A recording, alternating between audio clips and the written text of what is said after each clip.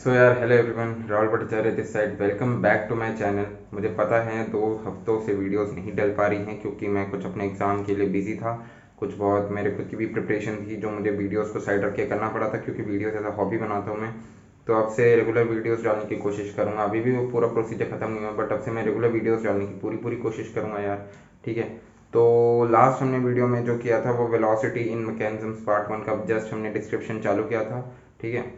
मतलब हमने थोड़ा सा बहुत पढ़ा था, इंट्रोडक्शन चालू किया था। तो आज हम उससे भी और थोड़ा सा ज़्यादा पढ़ते हैं। अभी दिक्कत मतलब अभी सिर्फ मैं तुम्हें थ्योरी थ्योरी पढ़ाऊंगा, धीरे धीरे करके चैप्टर आगे बढ़ेगा। जैसे कि मैंने बताया छोटे छोटे बिट्स एंड पेपर्स में, ठीक है, बिट्स एंड पीसेस में आगे बढ़ेगा।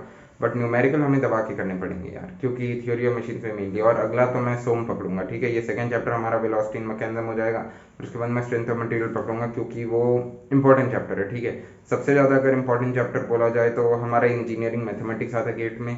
उसके बाद जो कि 15 नंबर का आता है। उसके बाद अगर हम नीचे आए तो स्ट्रेंथ ऑफ मटेरियल। इन सब का वेरिएशन डिपेंड करता है कि कौन सा आईआईटी पेपर बना रहा है। ठीक है, आईआईटी कानपुर मैथ्स अच्छा देता है, आईआईटी बॉम्बे कुछ और अच्छा देता है। ठीक है, तो अभी स्ट्रेंथ ऑफ मटेरियल मेरा प्रायोरिटी में रखना चाहता हूँ क्योंकि वो चैप्टर थोड़ा कम्प्लेक्स भी है और उसमें डायग्राम्स भी हैं, S F D V M D बहुत कुछ है और वो आपके लिए ज़्यादा ज़रूरी है पढ़ना, तो वो भी देखना पड़ेगा। वेलोसिटी इन मैकेनिज्म्स अभी चालू करते हैं। आज लेक्चर नंबर 2 है। देखते हैं आज क्या क्या पढ़ेंगे। ठीक है, सबसे पहले एक बार आपको रिवाइज करा देंगे। तो आज हमें क्या पढ़ना है वो देख लेते हैं। थ्योरी ऑफ मशीन्स, ठीक है, वेलोसिटी इन मैकेनिज्म्स।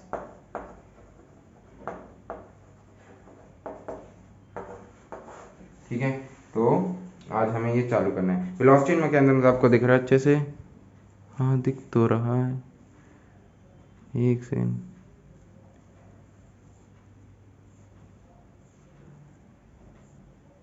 हाँ जी, ठीक है। तो वेलोसिटी इन मैकेनिज्म्स में मैंने आपको पिछली बार क्या बताया था, आपको थोड़ा याद होगा। मैंने आपको इंस्टेंटेनियस सेंटर, मैंने क्या क्या चीज़ों के बारे में आपको बताया था। एक और बार एक्सप्लेन करूंगा इंस्टेंटेनियस सेंटर क्योंकि एक बार रिवीजन तुम शायद से ही करते होगे।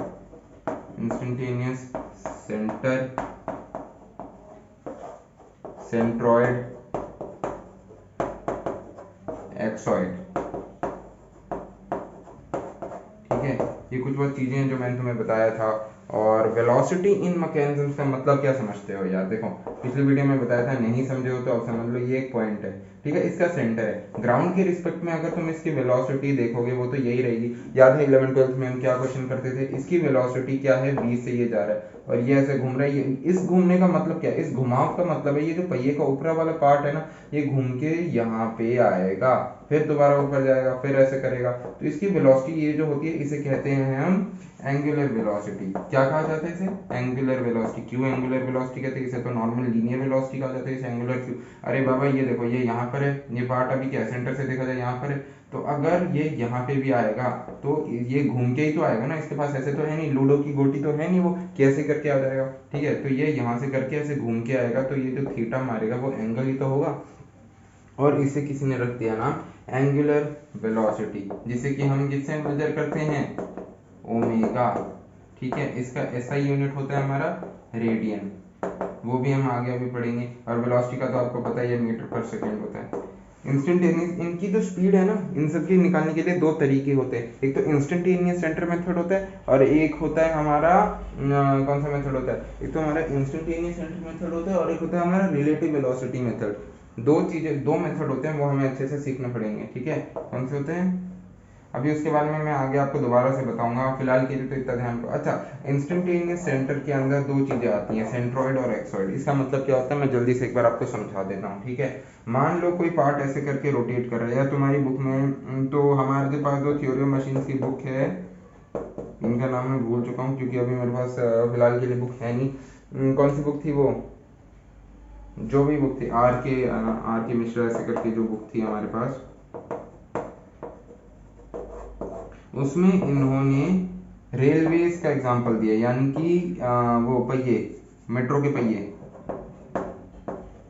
मेट्रो व्हील्स का एग्जांपल दिया, या इंडियन रेलवेज की जो व्हील्स होती हैं, ट्रेन के जो पहिए होते हैं उनका एग्जांपल दिया। उसमें उन्होंने क्या बताया यार? कभी तुमने ट्रेन का पहिया अच्छे से देखा कि उसके अंदर कितने सारे लिंक्स कनेक्टेड होते हैं? एक बार जरा ध्यान से देखो अगर नहीं देखा है तो आज तक।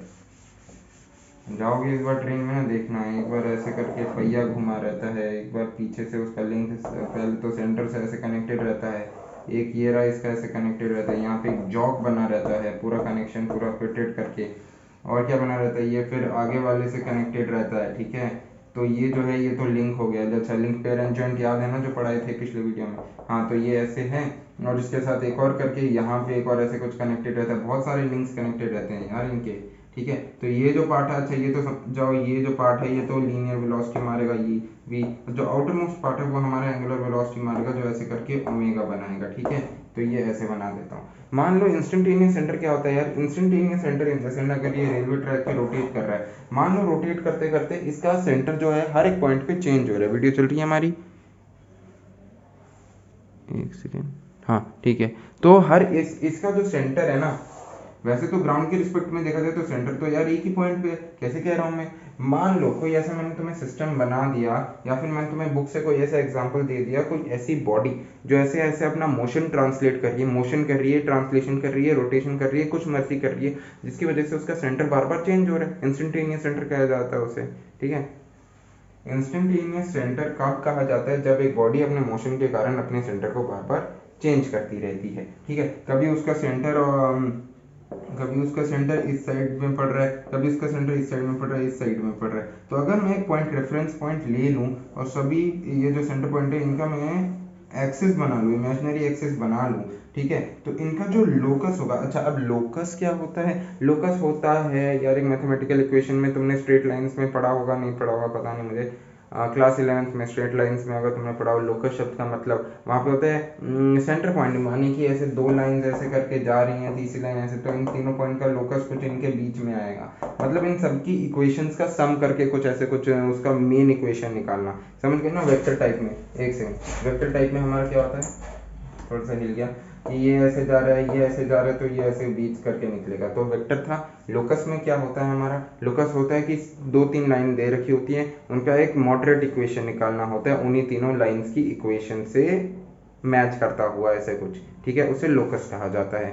ये मैथ्स में तुम्हें अच्छे से पढ़ना होगा, जब इंजीनियरिंग मैथमेटिक्स पे आएंगे ये भी समझाएंगे तुम्हें अच्छे से, ठीक है। फिलहाल के लिए ये ध्यान रखो, एक बॉडी है जिसका सेंटर ना हर एक पॉइंट पे चेंज हो रहा है, कभी वो बॉडी यहाँ पे थी, बॉल है, बॉल अभी यहाँ पे जंप किया, ग्राउंड पे यहाँ पे, फिर ऐसे किया यहाँ पे, अभी इसका सेंटर ये रहा, अभी इसका सेंटर ये रहा, अभी इसका सेंटर ये रहा, ठीक है। अगर मैं इनका एक्सेस बना दूं, एक इमेजिनरी एक्सेस ऐसे करके मैंने इनका पूरा इमेजिनरी एक्सेस बना दिया, ये दोबारा ये ऐसे करके मैंने इनका इमेजिनरी एक्सेस बना दिया, इन्हीं एक्सेस का वो जो सेंटर होता है उसे कहा जाता है सेंटरॉइड, ठीक है।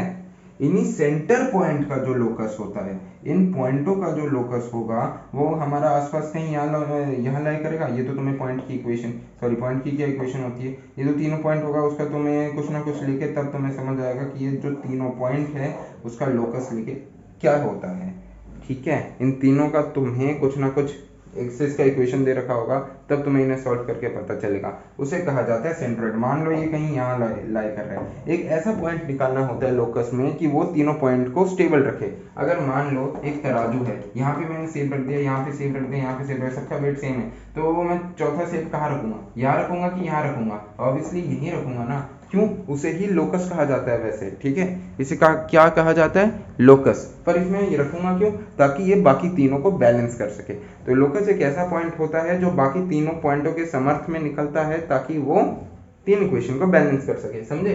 तो ये एक सेब है, ये सेब है, ये सेब है, चौथा कहाँ रखूंगा, यहाँ, ये यहाँ, ऑब्वियसली यहाँ, ताकि वो बाकी तीनों को बैलेंस कर सके। तो वैसे ही हमारा लोकस भी पॉइंटों का, सेंट्रॉइड का सेंटर पॉइंट का जो लोकस निकलता है उसे कहा जाता है, कहाँ लिखूं, सेंटर पॉइंट का जो लोकस निकलता है उसे कहा जाता है सेंट्रॉइड। क्या बच रहा है,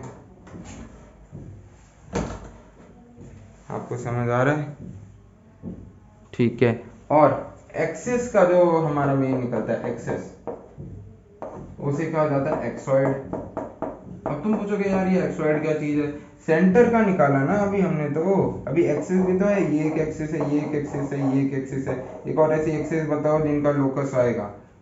तो इसे पीछे बनाओगे, इसे ये 3 है, उसे कहा जाएगा एक्सॉइड। ये भी हमें इक्वेशन सॉल्व करके पता चलेगा। अभी दिमाग पे ज़्यादा जोर मत डालो, मैंने तुम्हें बस ये बताया है कि लोकस का मतलब क्या होता है, ठीक है। तो अभी थोड़ा सा आगे चलते हैं, दिक्कत मतलब अभी इसके ऊपर क्वेश्चन जब करेंगे सब समझ आ जाएगा, बट डेफिनेशन बताई है मैंने तुम्हें, इतना ज़्यादा अभी नहीं सोचना है इस पर। अभी थोड़ा सा आगे चलते हैं कि यार इंस्टेंटेनियस सेंटर का मतलब निकलेगा कैसे, हमने तो किया ही नहीं है, अभी मैं करा भी नहीं रहा, अभी मैं तुम्हें बस डेफिनेशन बता रहा हूँ। देखो velocity, centre velocity, velocity of link निकालने के हमारे यार 2 तरीके होते हैं। एक तो हमारा होता है इंस्टेंटेनियस सेंटर, एक तो होता है हमारा instantaneous centre method,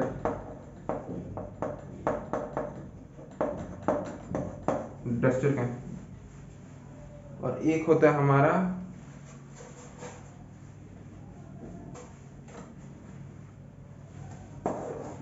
relative velocity method. पकड़ ही लो यार इसमें।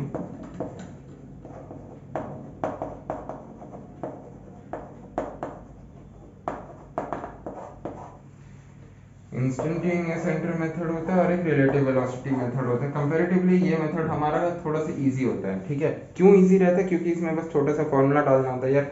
खुद सोचो, इंस्टेंटेनियस सेंटर अभी बताया ना, एक ऑब्जेक्ट यहाँ पे है, यहाँ पे चला गया तो उसका पॉइंट ऑफ सेंटर तो चेंज हो गया ना। एक सिस्टम के हिसाब से इसका मत सोचो कि सिर्फ बॉल के रेफरेंस में, बॉल का सेंटर तो वही था यार, चाहे वो यहाँ रहे बॉय, चाहे यहाँ रहे, वो सिर्फ बॉल के रिस्पेक्ट में देख रहे हो। अगर मैं पूरे सिस्टम के रिस्पेक्ट में देखो, तुम मुझे कैमरे में देख रहे हो, ठीक है, मेरा जो बॉडी का सेंटर होगा वो यहाँ लाया करेगा, ठीक है, पेट के थोड़ा सा आसपास, बट ठीक है वो तो मेरी बॉडी के रिस्पेक्ट में है। बट अगर मैं कैमरा के रिस्पेक्ट में देखो, मेरा सेंटर क्या है, पूरे बैकग्राउंड का सेंटर क्या है, मैं हूँ। मतलब कुछ ऐसे करके एक एक्सिस एक्स और वाई बनाओगे तब जाके यहाँ पे या यहाँ पे पता नहीं कहाँ पर आएगा। अगर मैं ऐसे करके हो गया तो मैं थोड़ा साइड हो गया, अब देखो सेंटर हिल गया ना। तो वही होता है with respect to the body. Relative velocity करे हो ना यार क्लास 11th में, रिलेटिव वेलो, हाँ चल रही है ना वीडियो, हाँ ठीक है ठीक है। तो ये होता है हमारा इंस्टेंटेनियस सेंटर मेथड। इसमें तुम्हारा शायद से फॉर्मूला लगेगा E equal to D V by D T, और हर एक लिंक का वेलोसिटी तुम्हें मैच करना होगा। v1 मान लो ये बॉडी है कुछ a, ये बॉडी है कुछ b, तो वेलोसिटी ऑफ a1 अपॉन में वेलोसिटी ऑफ a1 अपॉन में position of a1 is equal to velocity of b1 upon में, सॉरी a1 क्यों लिखा हमने, a है ना, तो वेलोसिटी ऑफ b अपॉन में पोजीशन ऑफ b। तो ऐसे करके इसे हमें सॉल्व करना पड़ेगा। a is equal to D V by D T पता ही होगा क्या है, a is equal to rate of change of velocity by time. फिर रिलेटिव वेलोसिटी मेथड पे आ जाते हैं। रिलेटिव वेलोसिटी मेथड हमारा कौन सा मेथड होता है? ये एक ऐसा मेथड होता है जहाँ पे 2 बॉडीज एक साथ ट्रेवल कर रही होती है, तो तुम एक बॉडी को रोक देते हो, दूसरी बॉडी को उसकी स्पीड दे देते हो, ठीक है। ये क्लास 11th में पढ़ा होगा कि अगर 2 कार्स हैं, ध्यान से समझना इसे, ये नोट कर लिया, 2 गाड़ियां हैं, एक गाड़ी A है 40 किलोमीटर प्रति घंटा के स्पीड से जा रही है, एक गाड़ी B है 80 किलोमीटर प्रति घंटा की स्पीड से जा रही है। तो बॉडी A के रिस्पेक्ट में बॉडी B की स्पीड कितनी होगी? सिस्टम के रिस्पेक्ट में, अगर पूरे सिस्टम के रिस्पेक्ट में देखा जाए तो ये तो 40 ही होगा, रोड के रिस्पेक्ट में देखा जाए तो ये भी 40 होगा, ये भी 80 होगा, ठीक है। बट अगर हम देखा जाए इसके रिस्पेक्ट में इसकी स्पीड कितनी होगी, ठीक है, 40 ही होगी, ठीक है, क्योंकि इसे अगर तुम रोक दोगे तो ये तो 40 की स्पीड से जाएगा ना, यार ये 40 की स्पीड से भाग रहा है, ये 80 की स्पीड से भाग रहा है, अगर ये रुक जाएगा तो ये तो अपनी न्यूनतम वेलोसिटी से ही चलता रहेगा, हाँ या ना, ठीक है। और अगर एक बंदा रुका हुआ है उसको तो ये 40 ही लगेगा, उसे ये 80 लगेगा, बट इसके लिए अब ये 40 की स्पीड से जा रहा है, ठीक है। ये कहते हैं रिलेटिव वेलोसिटी मेथड, या आइंस्टाइन ने भी अपनी E equal to mc square में यूज़ किया था, तो उसके बारे में भी हम अच्छे से डिस्कस करेंगे। आज बस आपको एक इंट्रो देना था कि रिलेटिव वेलोसिटी और इंस्टेंटेनियस सेंटर मेथड क्या होता है। अभी इसके बारे में हम आगे और पढ़ेंगे, तब तक के लिए आई होप आपको ये कुछ बहुत समझ आया होगा कि रिलेटिव वेलोसिटी मेथड क्या होता है। खुद सोचो, अगर ये चल रहा है, मैं भाग रहा हूँ, मेरे आगे एक और बंदा भाग रहा है, मैं 10 की स्पीड से भाग रहा हूँ, वो 20 की स्पीड से भाग रहा है, तो अभी मैं चल रहा हूँ तो मुझे वो लग रहा है कि यार वो तो मेरे से तेज है। कितना तेज है? 10 की स्पीड, 10 का तेज होगा। और अगर मैं रुक जाऊंगा, मैं 0 पे आ गया, तो वो कितनी वेलोसिटी पे आ जाएगा? 20 पे आ जाएगा, वेलोसिटी तो सेम ही रही उसकी वेलोसिटी तो चेंज ही रही, सेम ही रही, बस डिफरेंस बढ़ गया, डिफरेंस 20 हो गया क्योंकि मैंने अपने आप को धीरे कर दिया। तो यही रिलेटिव वेलोसिटी कहती है कि दो बॉडीज का वेलोसिटी सेम रहता है जब तक वो एक कंटिन्यूस फोर्स से मूव करती हैं, और जब तुम रुक जाओगे वो वेलोसिटी, वो जो ऑब्जेक्ट है वो सेम वेलोसिटी से ही भागेगा, बट डिफरेंस इन टाइम बढ़ जाता है। बस यही कुछ चीज़ है, ठीक है, ज़्यादा तो नहीं बोल, खैर कोई बात नहीं। आपको ये समझ आया, आई होप, कुछ बहुत तो दिमाग में गया ही होगा, कुछ बहुत लेके जाओगे इस वीडियो से। तो तब तक के लिए आई होप आपको ये समझ आया होगा। Meet you in the next video. इसको रिवाइज कर देना, रिवाइज करते रहना और बुक से पढ़ते रहना, ठीक है। इसके न्यूमेरिकल्स भी बहुत जल्दी आएंगे। तब तक के लिए बाय।